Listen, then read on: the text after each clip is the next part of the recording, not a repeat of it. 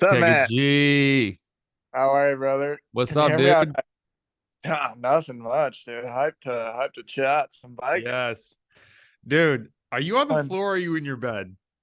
I'm just on the couch. I don't know if you ever noticed, people were like, yo, this is like you and then Mason Hollyman. I can't remember who was first in the podcast. You were both in bed, and people were like, yo, is this the new flex, like doing podcasts from bed? I guess it's kind of weird. I was just thinking out right before I got on, like, fuck, man, like if I was doing a work pod or a work Zoom meeting, I probably couldn't just be on the sofa chilling. But oh well, oh well. You understand? I mean, we're all bikers. We got to have the feet up, or else we're just not recovering. Like, I kind of feel that, but I also kind of have always hated that. The oh whole yeah, no. like, don't, I, don't, what is it? Don't stand when you can sit, don't sit when you can lay down. I'm just like, eh. Yeah, yeah, before I came to Europe, I was so into that. But now, like, here you just walk all over the place. Like, you have to. Like, if I want to go anywhere, go to the store, do anything, I have to walk all over Kingdom Come. So I kind of had to take away that phobia that I used to have. So wait, are you in Spain now or are you in Portugal? I'm in Spain. Yeah, I only live in Spain. Portugal Okay. is not my place. It's my, So what are you don't love Portugal? I mean, it's cool. It's cool. It's like it's kind of. I mean, not to shit on Mexico, but like what the kind of classic Trumper American would think about like what Mexico is. Like it's dirty, it's dangerous, and you see it like you cross the border where I live in Vigo, you go over the border and like you notice it right away. It's run down, the cars are always trying to like they're dangerous. It's just the vibe that you notice right when you cross the border. I don't like it as much as Really? Spain. Yeah, majorly. Because I've heard so many cool things about Portugal, but I haven't been there. I love Europe, but I always have said it's because like it's a destination. You're never on your way through Portugal. Like, oh, I was going through Portugal, so I hung out for a couple days. It's like that's Austria and Germany and Right. Netherlands, like I mean, don't get me wrong. There are cities. I think Porto, which is one of their main cities, and Lisbon too, is those are two of the coolest cities in Europe. Like spectacular. But I take it back. I don't know. I do have a bit of a bias because like I have so many Spanish friends and they treat me so well, and I have such good memories here. And then I go into Portugal and it's a different vibe. But anyway, that's What's the it vibe on is. the team? What's the vibe? Well, okay, everybody, KEGGAG's back. We can do an intro. I don't know. It's like a more casual podcast, but we're Yeah, yeah. chatting because of Keegan's video that he had put out that I thought was really interesting. And we had been emailing back and forth about what our next podcast was going to be. And I was like, yo, this would be really interesting to talk about. Because I think a lot of the things that you talked about, and is it Scott from Project Echelon chimed in, and then on I think Boardmanito, what's his name? Chris Boardman? No, yeah, yeah.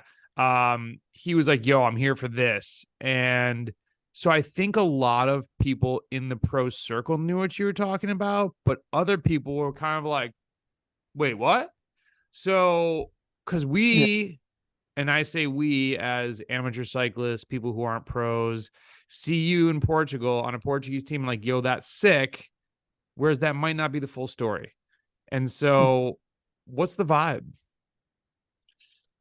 Yeah, it's tricky. I mean, the vibe, like within the team, you're saying, Well, just you were kind of like, you are gracious that you have a contract and that you're on a team, but you had made a comment like, yo, I'm an outsider. I don't speak the language. You said twice, I think, like, I'm definitely an outsider.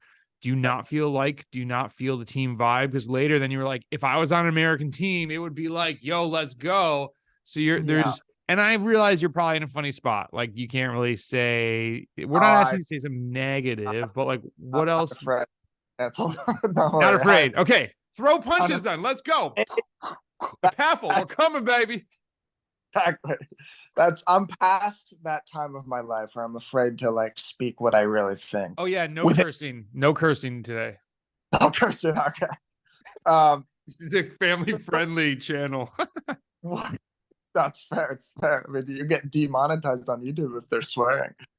Do you? Uh, No, I think you can swear.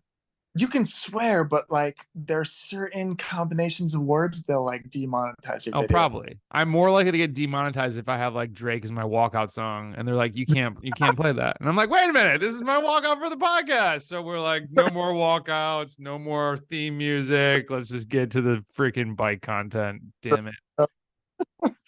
But I mean, yeah, it is obviously it's different. I mean, the language is the main thing. That's a major thing. I do not speak the language. They do not speak English. Okay. They're very proud kind of population of people where Portuguese are they have so much pride about their culture in Portugal. And, so they kind of refuse to like, they all understand Spanish. I speak the Spanish well. And like, I kind of went in thinking like, oh, no problem. These guys will like, they don't know English, whatever. Like they'll just speak Spanish. Like they live right across the border. So I'm thinking, oh, they'll know Spanish, but they kind of like give me the snooty, like, you don't know Mm, Portuguese, not even gonna like look at you or acknowledge that you're on the team is kind of what's happened a little bit. And I understand it. And the other thing is these guys are literally lifelong friends because again, Portugal's a small country. They all live right near each other. They've all been racing each other for 10 years. They're just homies, which is like from the outside, it's like, wow, I wish I was in that group, but I'm just not. And that's the reality of yeah. it. And there's any foreigners. It's kind of, and also I'm noticing now that kind of the continental level cycling is collapsing across the entire planet. There's tons of guys that are coming to Portugal because they realize, like, well, like I said in my video, like you're either quitting or what's the other option? I mean, you either try and like slum it out in Asia, but most guys don't really want to do that because you have to live in China most of the year and whatnot, or you go to Portugal. And so now there's actually, I just saw it the other day, like a great rider. This guy that's got a Danish guy. I was looking at his results who just signed for this Portuguese team. And I was like he won like big races in Europe this year, young 20 something year old guy. I'm like, either this guy is an absolute bad word, I won't say it, but like, Yeah. and all the teams hate his guts or whatever, or the cycling is just broken. There's nothing. And that's Mhm. kind of happening more and more. So these Portuguese riders they're a bit kind of with the mentality like, ooh, these foreigners are coming in and stealing my jobs in Portuguese cycling. They're very proud of it, like I say. So there's kind of just like a bit of Mm. tension. I noticed. But Why are there more teams? Why is Portugal popping off, but then nowhere else is? that's a good question. Portugal cycling is so wild. I mean, How many so teams, how many continental teams are in Portugal? gotta I could be probably maybe Google this. 10. Yeah, look it up. There's a ton. And like it is wild. You show up to these races and there's these continental teams. They all have ginormous top of the line buses. Like you pull up to the parking lot at one of these races and you're like, geez, am I at the like Volta Algarve or the Criterium de Delphin? Like one of these huge races. But There's 9. there's 9. Yeah. So Mhm. there's a major scene there, and it's all centered around the Volta Portugal, which is literally like a major event in Portugal. Outside of Portugal, no one even has any idea that exists. Who's putting that on? Because one of your biggest comments I thought was interesting was there's no infrastructure or teams like for these what we'll call, not in a mean way, second tier riders. Just you're not a world team or pro team. So, and for those who are like, wait, what is that? We're talking world tour, what used to be called Pro Conti. So now we're talking continental level teams. Yeah. Um, Well, what's I mean, who's running the Portugal Tour Portugal or whatever Volta Portugal? know what the race organizer is, but it is a race that it's a 2.1, I think it's called. Okay. And so that like there are foreign teams that come like this year. One of the big Spanish pro continental teams was over there and they basically kind of dominated the race. Um, so like there are a handful of big teams, not the world tours. Actually, I say in 2021 a world tour team came. Um, I don't know who exactly puts the race on, but it's a phenomenal race. They have, I actually heard a stat that race, the Volta Portugal, which is like a week and a half, almost 2 weeks of competition, They invest more money to put on their race than the Vuelta a España. Wow. And it shows, like, I mean, it's a major, major race, but nobody knows about it outside of Portugal.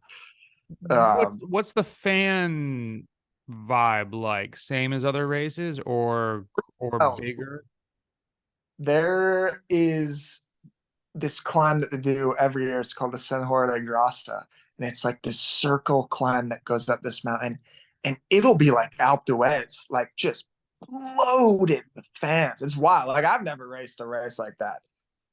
It's crazy. Like it's a huge event in Portugal. Outside of Portugal, no one has it. Like I've mentioned that many times. Man, so Yeah. yeah, race director is Joaquim Gomes, and it's been going since 1927. Mm-hmm. And Yeah. apparently only, yeah, damn, dude. The list of winners is only Portuguese people until 1988 when, Really? yeah, look on, oh, no, there was a Spaniard in 1973. Yeah. There's like very sporadic, it's like a lot of Portuguese flags. And then as the globe gets smaller, like 97, some other people start jumping in here. But okay. Yeah, then a bunch of Spaniards started coming over and kicking Yeah. ass. That doesn't surprise me. I mean, That's why they're pissed at your Spanish, because the Spaniards came over and in Palmares Resort Tavira, whatever team that was, and Liberty Seguros were like taking over. yeah. Yeah, that doesn't surprise me because it used to be it was in a different date years ago, and people would like the big world tour teams would come in and like use it as a prep for maybe the tour or the Vuelta, something like that. But Okay. Yeah, I can see yeah, it was in, it used to be 76 times. It was in August, and then every once in a while it's been in September. So yeah, for the Vuelta España would be a good, so kind of right. like Paris-Nice, I guess, for the tour. Yeah, exactly. Come over, use it as a mega training load, and then do your big race. So I'm curious, and I definitely have a couple things I want to push back on, so I don't want you to think I'm a dick. But when we're Oh no, talking about, you had made a comment that like cycling's a big sport, and we've got these guys like Lance, Sepp, Matteo Jorgensen, Magnus, Sean Quinn. mm-hmm. Dude, go on the street, ask 10 people, take Lance out. Yeah, no, 0 out of 10 know any of those people? absolutely You say not. Sean Quinn, they're gonna think he's Irish. You say Matteo, dude. Matteo Jorgensen, I thought he was like Danish or something, and then I looked him up and I was like, this is years ago. I was like, oh, that kid's American. Like, no clue. Yeah, And I ride a bike. Like, that's embarrassing to say, but I just didn't know him. so Like, so I think it is super niche. It's like the nichest of niche. right. Maybe Yeah, I mean, fencing, or you said yes, like ping pong. Those are more, but right. I guess like from at least from like here I am in Girona, it feels like I'm a pro athlete. I'm the king, kind of feels like that little like, not really. Actually, I take that back. I definitely don't feel like a king, but you can kind of, see how you do feel like it's a bigger sport than it really is. And then you look at these football guys and they can't even walk down the street and everyone like, it just gives you a little bit of perspective. But yeah, you have in Spain, when you say football, you're talking soccer, or are you talking American football? soccer. Yeah, soccer. Okay. Football, that's a funny one. I mean, these American football guys, like in America, we think that those guys are literal like Tom Brady. Oh, there's nobody bigger than Tom Brady. And then you like these random pro soccer player in Europe just puts that guy to shame in terms of, their Instagram followers, the money they're making, all the houses. It's just crazy over here. The What? football or the So, okay, so if we agree that it's a niche sport in the US, soccer. I think back to, this was pre-COVID. There was a time in like 2018. I remember it was within like a couple weeks. It was Jelly Belly, Hincappy, Mm-hmm. UHC, and the Canadian team, Silver Pro Cycling. I think they were like all shutting down. Now, some of them did get sponsored. They came back. But there were articles from riders that were like, this is terrible. There's now 60 riders without jobs. Da, da, da. And as a cyclist, I'm sitting here like, dude, cry me a river. Like in the real world, my background, I'm a sales rep, sold medical devices. If I'm selling something for this type of procedure and a new way of doing it comes out, you might lose a lot of business real quick if a surgeon's like, hey, I'm going to use this type of thing instead. So like markets change. And I felt I didn't feel bad for these guys. I'm like, yo, you gotta figure it out, man. Start hustling. People are like, I'm sending my resume out to so many teams. Like, that's what we all do. That's called the adult world.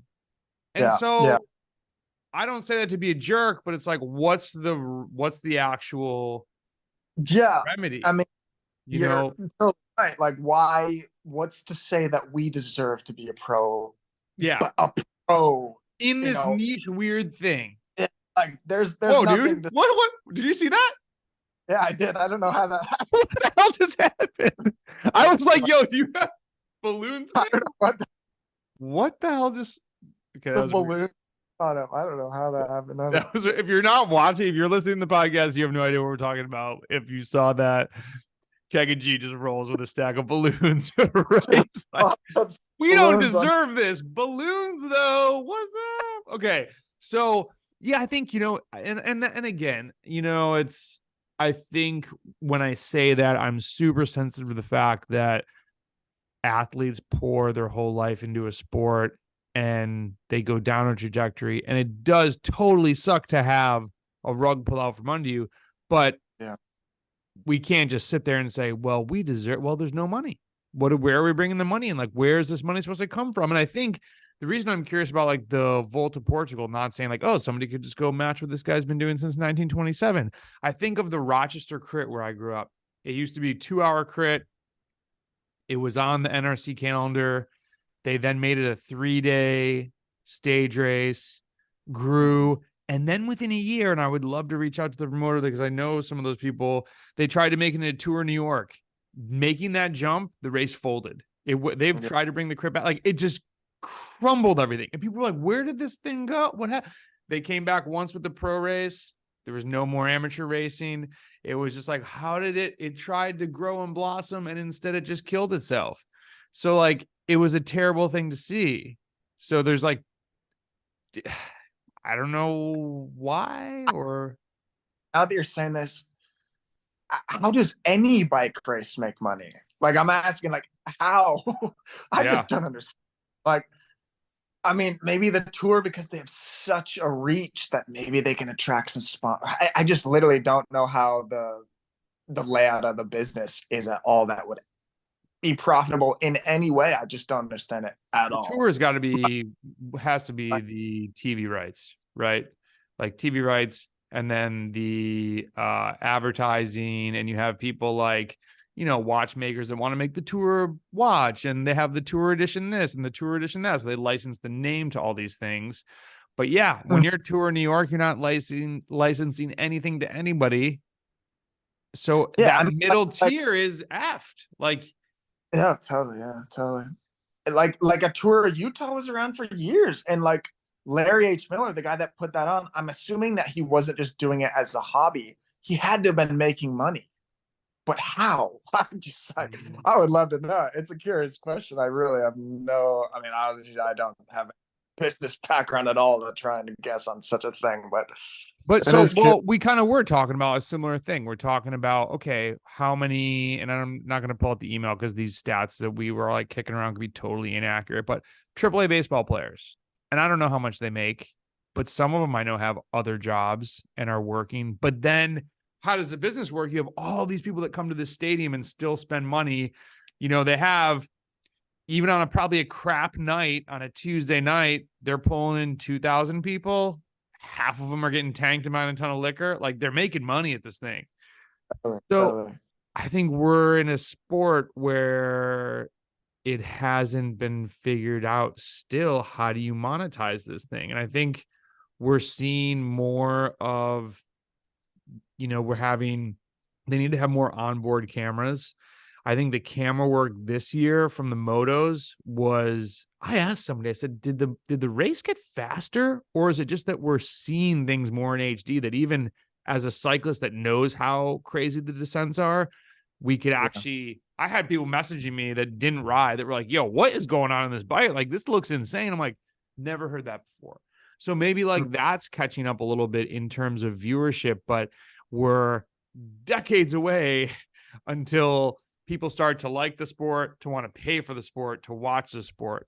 And you had made a comment to me of like, they're trying to turn it into F1.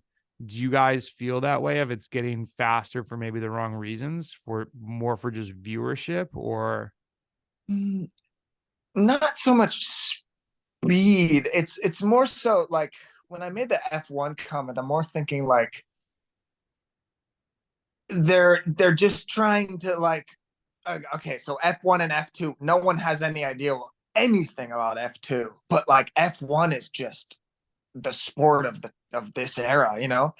And I feel like, all right, how am I gonna say this? Well, I was gonna ask you, what is F2? Is it like second tier? That even exists? Like it's they're kind of it would be like the version of what I am in cycling, Okay. like a continental cycling. But when I'm saying that comment, the F1 type thing, I'm kind of seeing it more as like I think the UCI, for whatever reason, there must be some business idea that they have. They're gonna slowly kind of they don't care about these smaller races. All they want is their big world tour circuit and their big world tour teams. The Mhm. smaller teams, the smaller races, I really don't think they care. I don't think that's not those aren't the races that they're making money off. Right. They're So should they care? probably not. That's what I'm saying. Like we're screwed. Like, Yeah. but it just all is shrinking. It's all shrinking towards this kind of fixed. We have 18 world tour teams. The other teams, who cares about them? Like, do your own thing. If you want to do the Tour of Britannia, whatever. Like, and yeah, that just trickles down the entire sport. There's no, I guess I I would don't know. ask, why do you think continental teams exist? They shouldn't. There's no reason for them to exist. Why would a sponsor come and pay money to a continental team just to have like their name on the like? It just makes no sense to have a name on a little jersey and do Tour of Britannia or Tour of the Gila. Like Right. that's ridiculous. If I were a business owner, I would never even contemplate that, to be honest. Right. I mean, I run a cycling brand and would not probably sponsor a team Yeah, yeah. for a I mean, myriad of reasons, because number one, you don't know everyone. You have bad actors. There's usually a guy on a team, unfortunately, that's like, ooh, I don't want him wearing my logo. I 100%. mean, yeah, it's tough. I think so. This does shift, I guess, a little bit.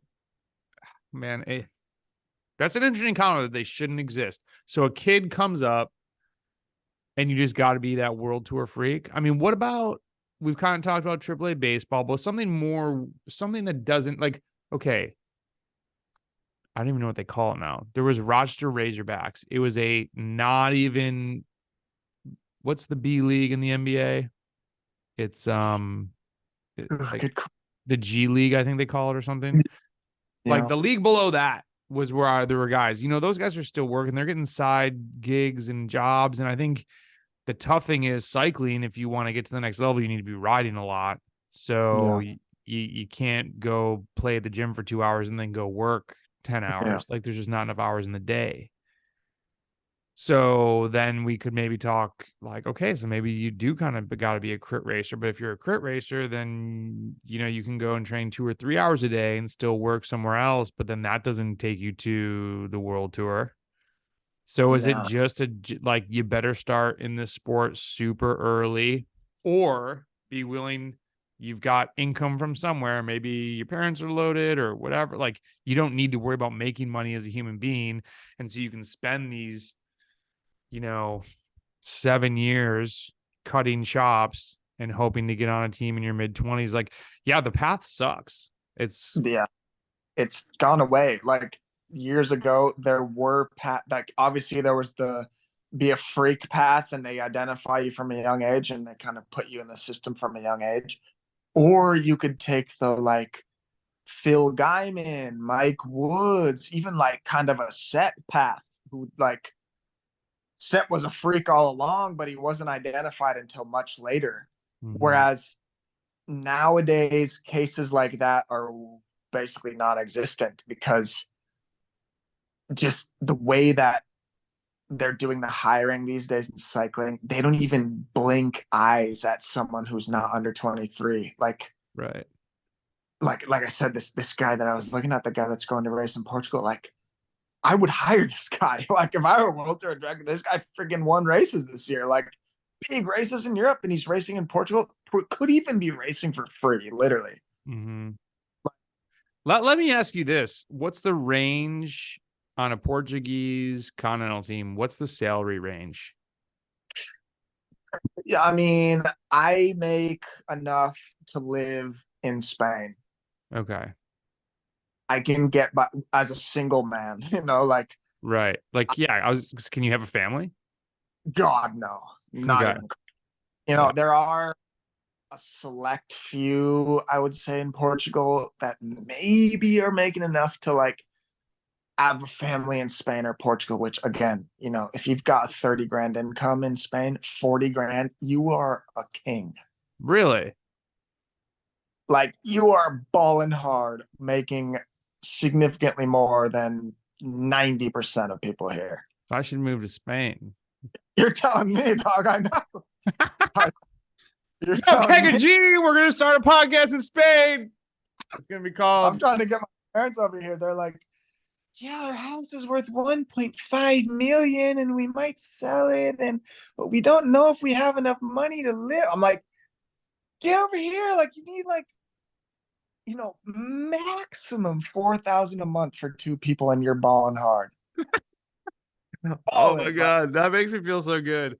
I told see, on my bucket list of life is live in Europe for 6 months straight up. Just, I don't know exactly where yet, but I've only been able to stay there for a little over 3 months in one go. And I was kind of bounced between Belgium and the UK. And it's a long story we won't get into here, but I just love Europe, and Spain is somewhere where it's the only language I could kind of kick around. I was in Ecuador, and my friend who speaks Spanish was like, yo, your Spanish is actually it's not terrible. Like you could, and I talked to this lady, the mom that ran this house that we were crashing at. And I have Google Translate out and like we're chopping it up, but it was me and her and we kicked it for an hour and like we didn't hate each other. So Spain has like a little thing in my heart that there's so many cool little towns, and I've never ridden. Like I got lost in the UK and my Garmin didn't work, and the guy told me town signs to look for, so I just meandered back like 90 miles through these towns, and I was like, this was so sick. And I don't really like adventure riding. I was kind of like a little anxious, but I would love to do that in Spain and just, I don't know. So anyways, you guys would have a blast over here. Oh, some point I got to do it sometime before I die. So I mean, I was actually really surprised. Someone made a comment to me. They're like, dude, Legion guys are probably making like 30K. And I was like, oh, really? I just assumed they were making more. So even the crit route, unless you're the leader, Justin, and probably, does he even race that much anymore? Like he maybe makes way more money from like all the sponsorships and things like that. I would assume if he's good at cutting deals. Like, is that the only way that you see to make money, to live, to be a bike racer? Gravel. The gravel that's the hot topic these days. And I mean, God, you've seen what happens. Like all of a sudden the UCI is pumping out gravel races, pumping out world championships, like blink of an eye.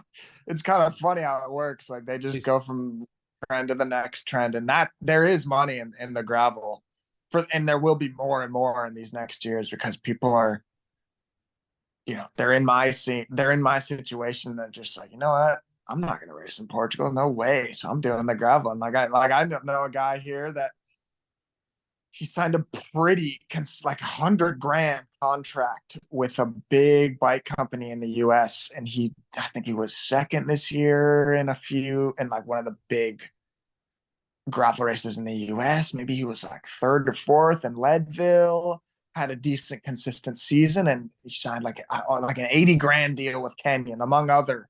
Like there's money in that for sure. There's money. Just to race gravel. To race gravel, anything off road, that whole Lifetime series. There's definitely money in that. I mean, again, we're talking you got to live in the US where everything's going to be triple of price compared to over here. But Right. So people say that to you about Portugal because they don't like Portugal, or they think it would be weird to go race in Portugal, or what's the hate on being like, yo, you're racing in Portugal? so Portugal has a major racing in Portugal, and the Volta Portugal has a is storied with doping history. Oh, I didn't know that. Major doping scandals. Actually, like, when was this? This was 2021.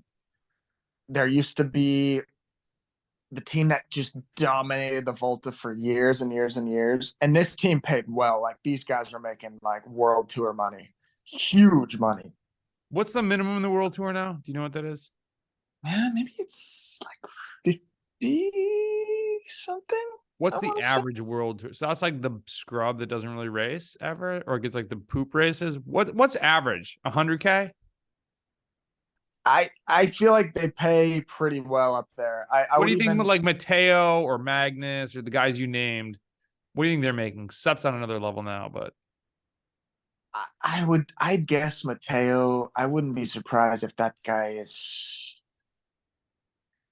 400, 500,000. I'd okay. guess for Jorgensen. Yeah. At millions, obviously. Um, these guys on EF maybe a little less, but I do think that these world tour guys, even if you're not a winner, they want you to live well and they want you to have the money to not have to stress about having money. Mm. So, like a Neo Pro years ago, one of my friends was his first year on the world tour, and we are kind of talking like about the money stuff. And he told me exactly that. Like, yeah, like they're paying me a lot more than I thought they would because they want me to like have a good quality of life, live in a good place, have the money to be able to go to an altitude camp or a training camp in Gran Canaria or whatever. Mm-hmm. So nobody's making less than 100 grand in the big world tour teams, even the bad, Yeah. bad. Plus, I mean, that's smart because less stress, the faster you'll be. Like if you're not thinking about, oh my God, where's my next check coming from? Then, oh, what's up, little dog? Then, then yeah. Okay. Yeah. So, hmm. Okay. That's interesting about the Portuguese thing. I didn't know that. Yeah, you got to look into that. Oh yeah, so that's what I was saying. 2021, the team that was dominating, basically was found. The classic did a raid on the team's headquarters. All the riders' houses had blood bags galore. EPO, the crate, like we're talking like Festina affair Oh, type wow. handle. And the guy that won the Volta in 2020, 2021, basically now they're all banned for life. All like the team folded. Years before, the guy that won the Volta like 3 or 4 times is banned for life. Like crazy scandals over there. So it has this reputation, just horrendous.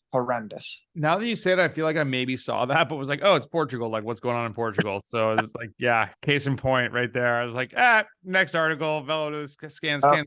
So I think too, when I'm thinking now, okay, so it's got to be sponsor driven for these teams, obviously, but also somehow a lot of these projects, races, events, whatever, are put on by somebody that just is passionate about cycling. But I think as cyclists, we do a poor job. Maybe 9 out of 10 cyclists know this, and I'm the 1 out of 10 who's the idiot.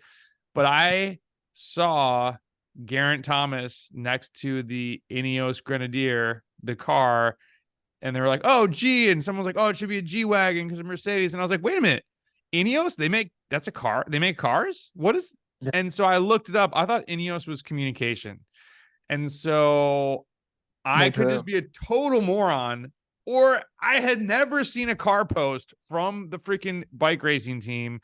Yeah, Maybe I missed it. I don't really follow pro cycling like to the T, but I mean, I know a lot of people that don't know what Elpison is. I know there's a lot of people that don't know some of these products because they don't always really push the product. So when we're saying like, why would a sponsor teams? Like, yeah, they don't even properly talk about them. So part of that I think is on us as the athletes.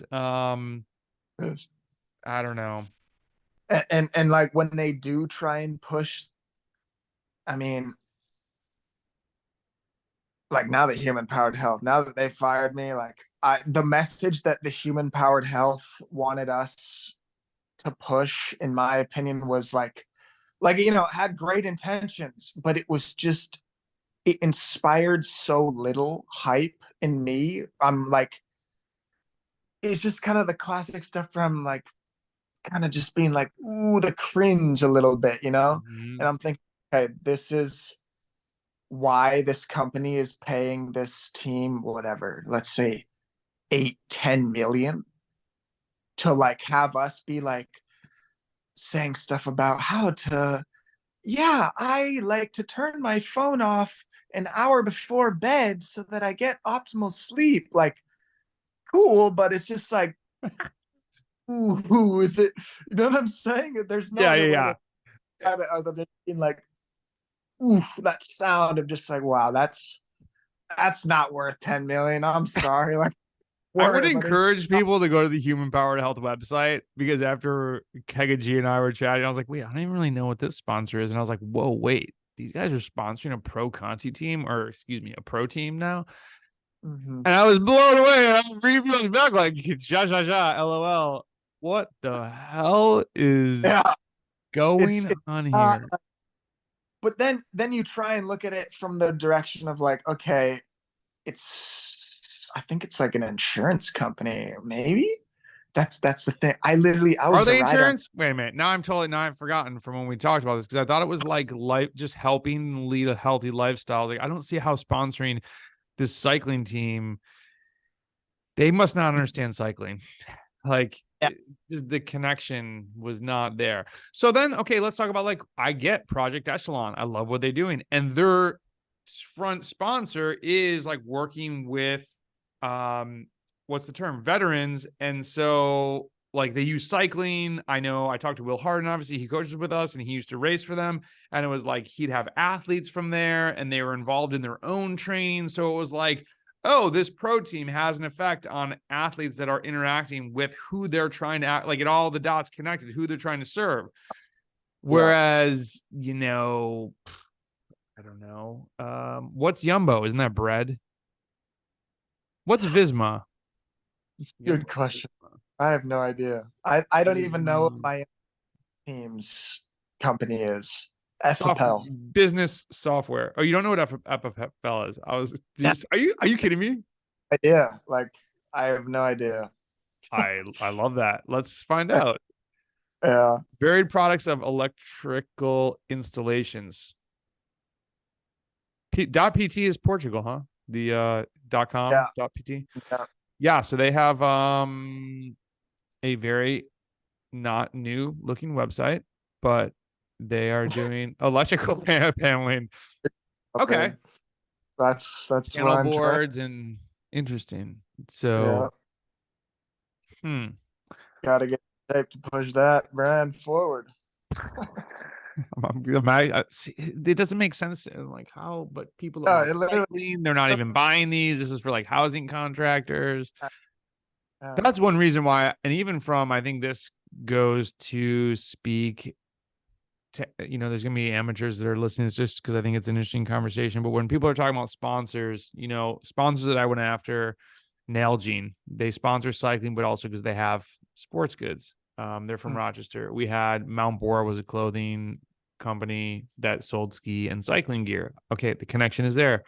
I told guys on my team, I was like, listen, you need to try this product and use it and understand, does it work for you? Because I don't necessarily need you to make a cheesy post. I need you to talk to other people about it and just like spread the word about why we use it. Why did we take money from Yeah. them? And I think the biggest thing, I asked a friend one year not to come back. I was like, dude, sorry, we don't have room for you on the team. He's like, dude, we're boys. What are you talking about? I said, we're taking money. We're taking a lot of money from brands. You didn't promote anything. You didn't race. You didn't, like, there's someone else that is hungry for that. Like, I love you, dude, but I feel bad being the ringleader, like taking large amounts of cash from medium-sized businesses, and you didn't do anything with it. Like, you technically got paid. Yeah. And he was like, dude, I never thought about it that way. He's like, I kind of just looked at it as free stuff. I was like, it Yeah. wasn't. I mean, so I think we kind of, as amateurs, even we forget that we're taking, maybe it's only 10, quote unquote, only 10 grand. That's a lot to a small business. So let's lastly, I think, and I don't know, I'm curious what happens with the crits in the US because it's not my thing. I hope people find success are in you it. talking about like NCL league? Yeah, and like leagues and what could pop up. And the reason I'm curious because I've seen guys who I would consider pure roadies that only really seem to do crits when there was big money at the crit, or it was an omnium or a stage race, obviously, who are now on Instagram like, yo, I'm stoked with this and the opportunity, and like, you know, it half sounds like a plug post, but it also half sounds like, yo, this is my option to race. I love racing. This is what I'm going after. And I'm like, yo, let me like that. I want to support them Yeah. and root for them. I don't know if they truly love it, or now if it's just like, hey, this is kind of my job and I need to do this. And what you said, which I thought was good in your video, things are cyclical. You know, if you quit now, you're done. If you lose the next 2 years of training and racing because you stop, 30-year-old you will be crappier than 28-year-old you. But if you keep going, maybe something, and maybe that's what the crit guys now are thinking, like, I just got to keep training and racing and being motivated. And so I don't know where it goes, but I think, like, again, I don't know if I'll be curious if they can make enough money. There's not a lot of viewership except for all of us that race. I don't even Yeah. watch a ton of crits on TV. If the camera work sucks, it's like, this kind of blows. Yeah, I don't know.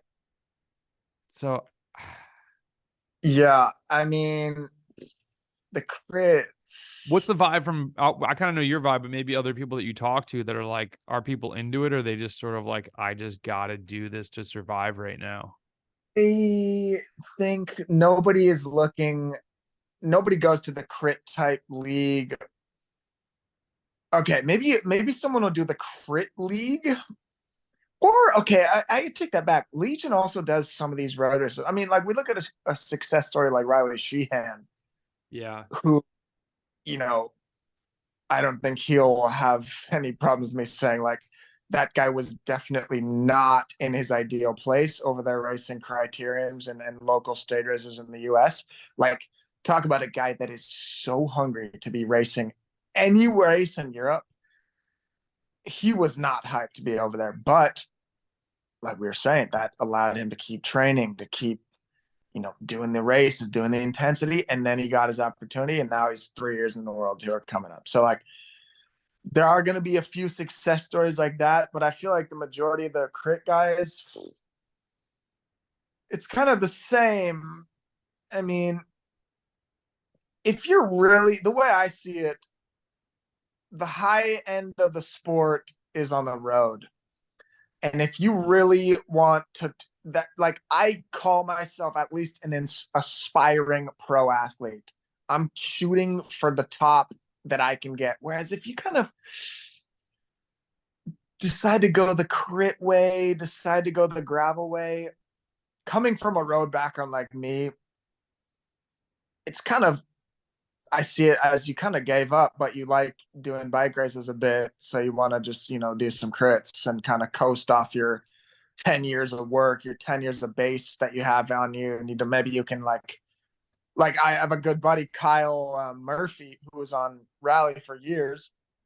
This is exactly what he did. Like, he drove, like, he gave it everything he could mentally, ended his road career just completely done with it.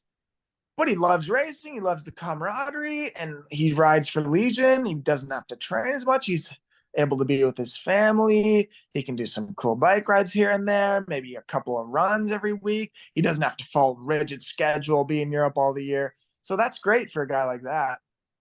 And I feel like there's a lot of those cases. But the reality is, if you know opportunities now, if things went my way somehow ever again in my career, I'm in Europe, I'm racing in Europe, I'm based in Europe. Maybe someday one of these teams, a Spanish pro continental team, maybe one day they're looking for, all right, we need an American rider. Well, who is there? We got 20 crit guys that are doing parking lot crits. No offense to those guys. Or who's this guy? Keegan Sorbo. All right, well, I mean, he's been over here in Europe. He's racing in Portugal. He We're speaks going to choose. Spanish. Yeah, Spanish. You He's speak got Spanish? this. He's got this YouTube channel. He's about to have 1K subs. Let's go, people. Go sub.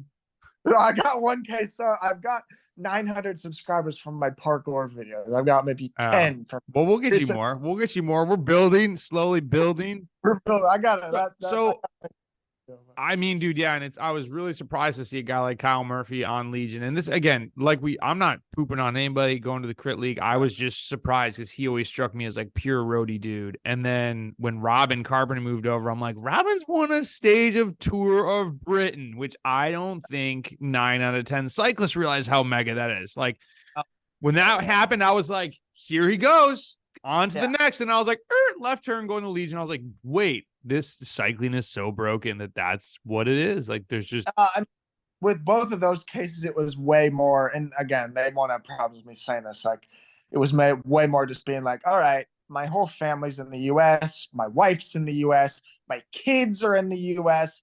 I don't want to be over here alone in Europe. I guess I'm so much of a nomadic loser that I'm like, I would never come back. Yeah, no, that's me. I'm like fighting tooth and nail to stay here. But again, like, dude, keep fighting.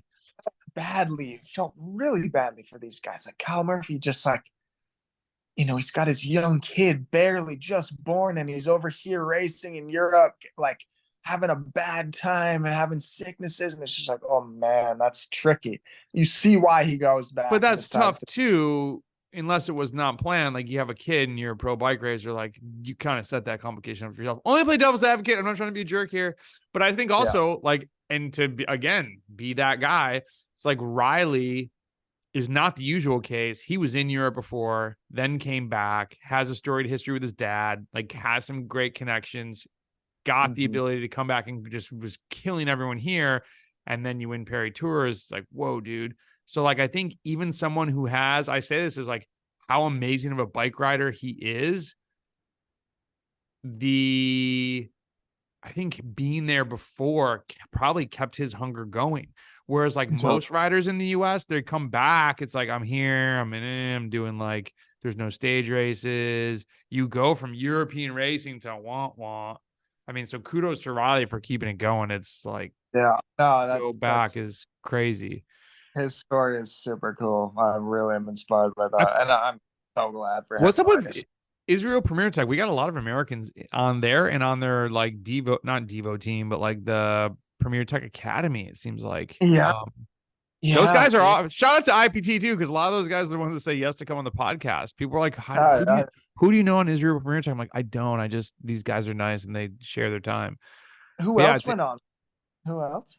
Riley Pickrell, we recorded, is gonna post. Well, is Riley? He's Canadian. No, is he American?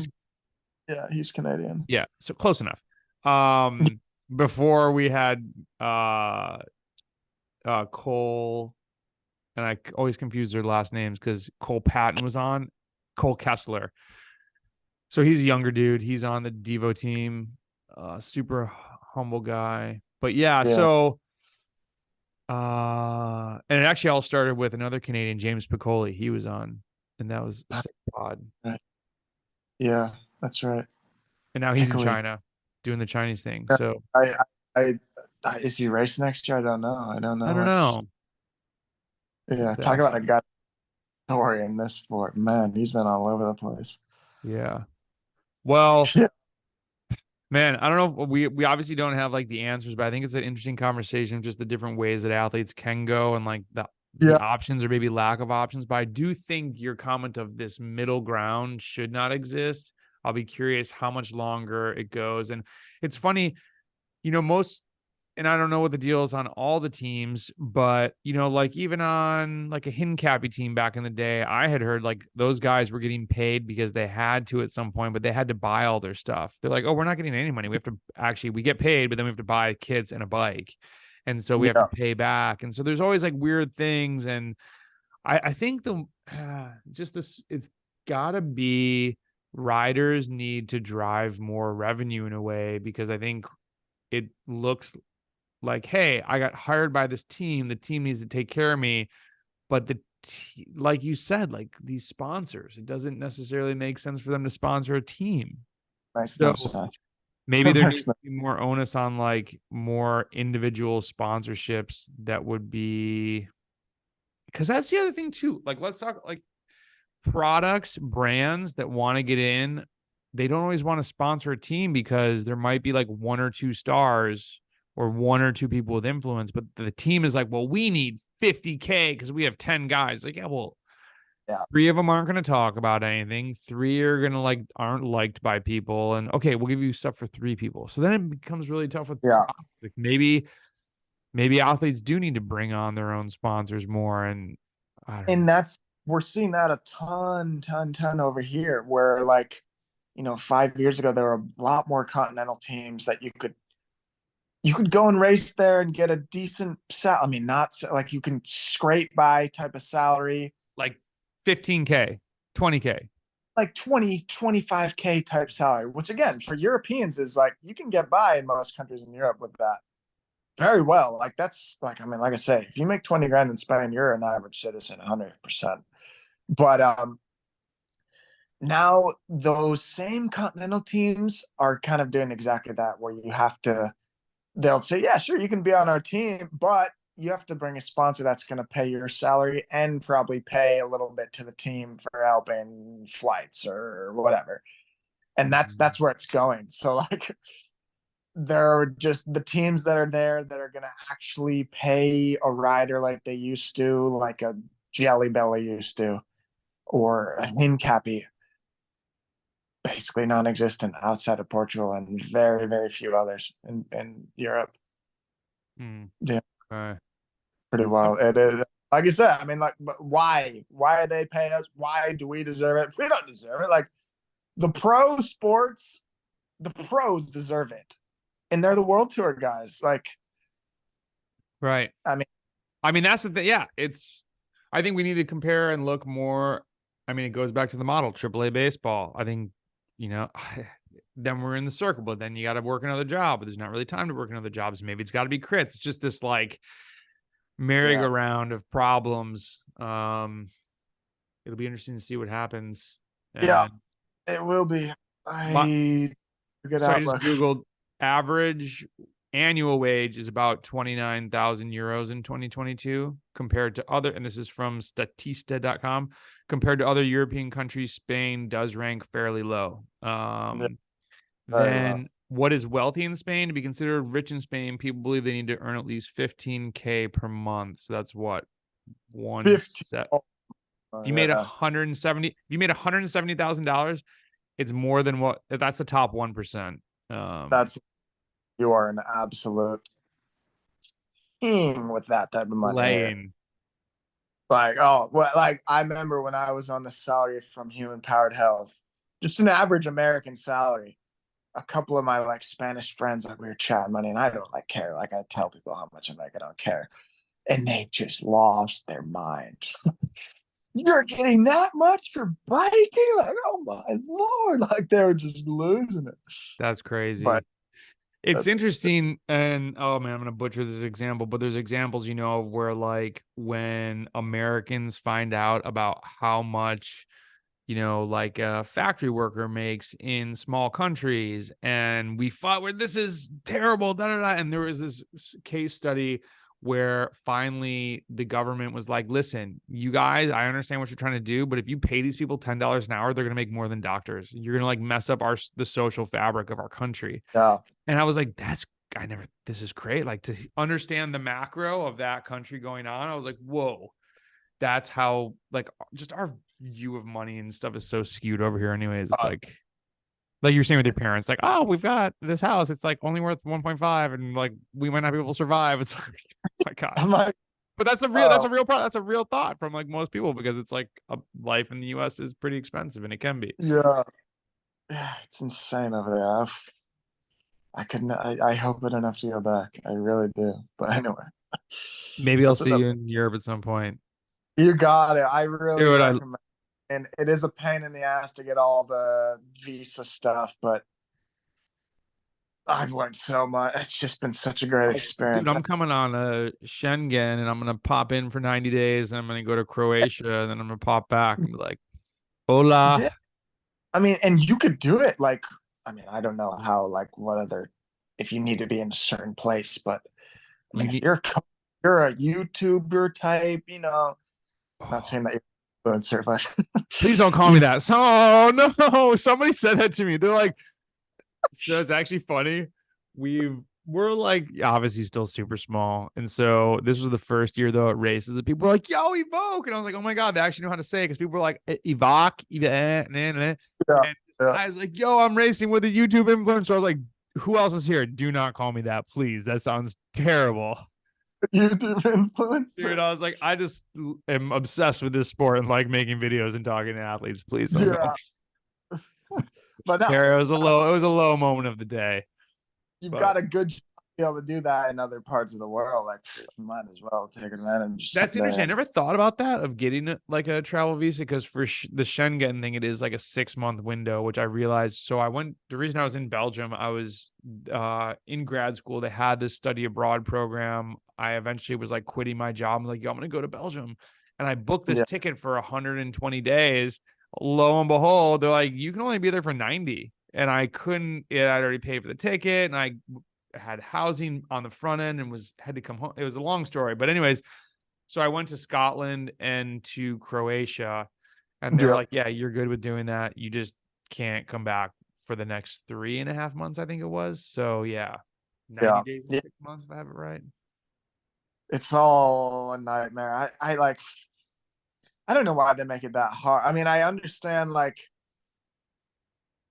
that they don't want people taking advantage of their system, obviously, but like they in Spain at least they make it so damn hard for these people to come over from America, and it's significantly harder for Americans to get a visa than say a Canadian or whatever. But the Mhm. majority of Americans come over like have a lot more money than the Spaniards do, and I'm thinking, you guys are literally like making it hard for someone to come over and just inject money into your economy. Like, what are you doing?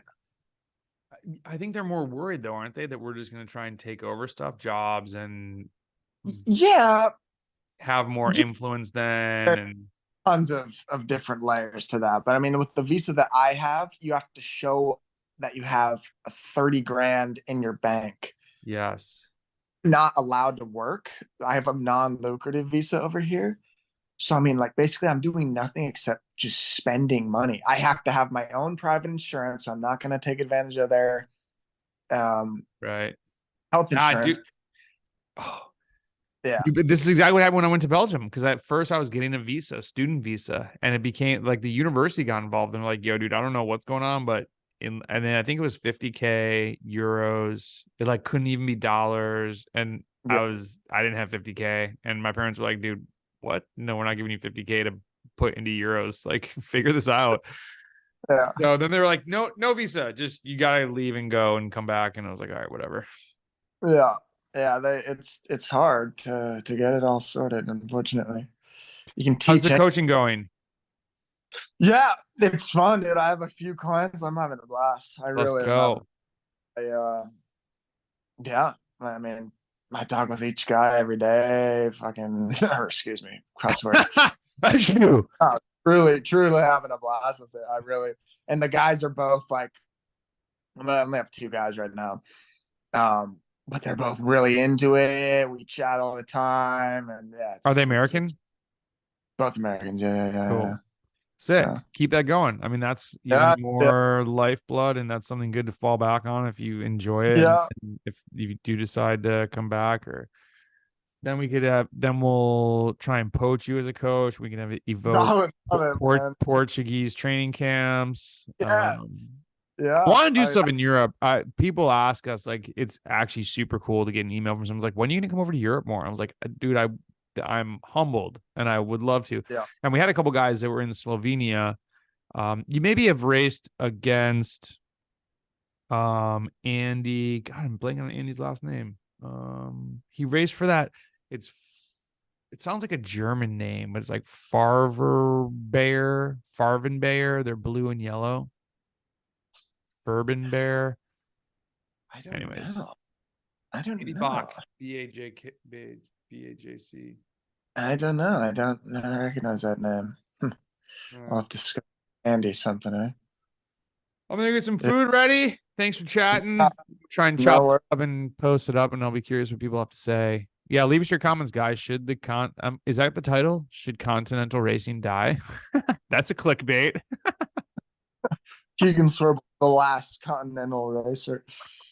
Yeah, we'll see what happens. We'll all end up gravel mobbing in a few years. This will be funny to look back on one way or the other. So Yeah, keep in touch, man. We should do like a mid-season podcast or post race after you win some things, and I wouldn't count on that, but I always am keen to chat. We'll see. Yeah, I'm so far training well, having a good time. So you never know. You're lucky there, but great to talk to you, man. Yeah, good to see you. KEGGAG in the building, everybody. Go like his KEGGAG channel, and thanks for tuning in. Yep. Yo, sweet, man. Have a good rest of the day. Or no, you're going to bed. Have a good night. Sleep well. Yeah, bedtime here. It's a holiday over here, so it's like a Constitution Day. So. Do you sleep really late to be on like Portuguese or to be on Spanish time? In the summer, I do. Like it's like it's crazy. Like I don't know how it happens, but I just get on this sleep schedule where I can't go to sleep. I eat dinner at 10. I'll go to bed at like 1, and then I'll get up 10 in the morning, 11. Like just take your day. And it gets dark where I am living in the summer at like 11. So you have all day if you have a 6 hour. Normal. So if you're like riding your bike at 7:30, you've got no problem.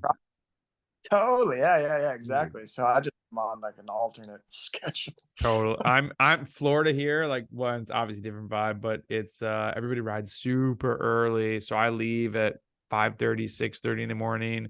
So I was talking to my friend. He's like, wait, did you ride today? I was like, yeah, I did 3-hour rides. Like, it's 8:45. I was like, yeah, I left at 5:15. He's like, dude, what? And it's just the traffic here. It's just like it's big enough of a city that it's obnoxious. So down there. What's that? What are you doing down there? I'm down here for the winter, and then I go back to North Carolina. So yeah, it's snow burden, and the community here is sick. You go on a 4-hour ride, you literally pass 400 people on a bike. Like, really? The first time I rode down here, I thought there was a grand founder or something going on. I'm like, oh my God. And the first 10 people I thought were total jerks. I'm like waving everybody. I'm like, yo, oh my God, it's a cyclist. And then the next one, wow, there's more people riding. And then I realized that just happens for 4 hours here. Oh, wow. Okay. So yeah, it's a big endurance community in Fort Lauderdale. In between Fort Lauderdale to Palm Beach. And then obviously Miami is 15 miles down the road, but they kind of more stick down there. Some people come up this way, but yeah, a lot of people on bikes down here, more than I've ever seen. It's crazy. Jeez, yeah, well, it's not the craziest ride. I mean, it's one road, but people make it fun. So yeah, if you got the group out there, like you said, I mean, it's so nice to just ride when you're not cold, honestly. And so I grew up near Canada, so like in the southern part of the Great Lakes in Rochester, New York. And yeah, dude, the winter, it's already snowing up there. It's cold. I broke so hard. And my dad finally was like, why do you live here? You love riding a bike. You should move. And I was like, I'm thinking about it. And I kept talking about it. And he's like, yo, you're going to talk about it? You're going to move? I was like, yo, you trying to get rid of me, dude? I'm selling my house. I'm out of here. I had the same experience. I took years off my biking career training through the winters of Colorado. My Lord. Terrible. Yeah, that's for sure. Yo. All right, brother. Keep in touch. I'll talk to you, man. Have a good one. Peace.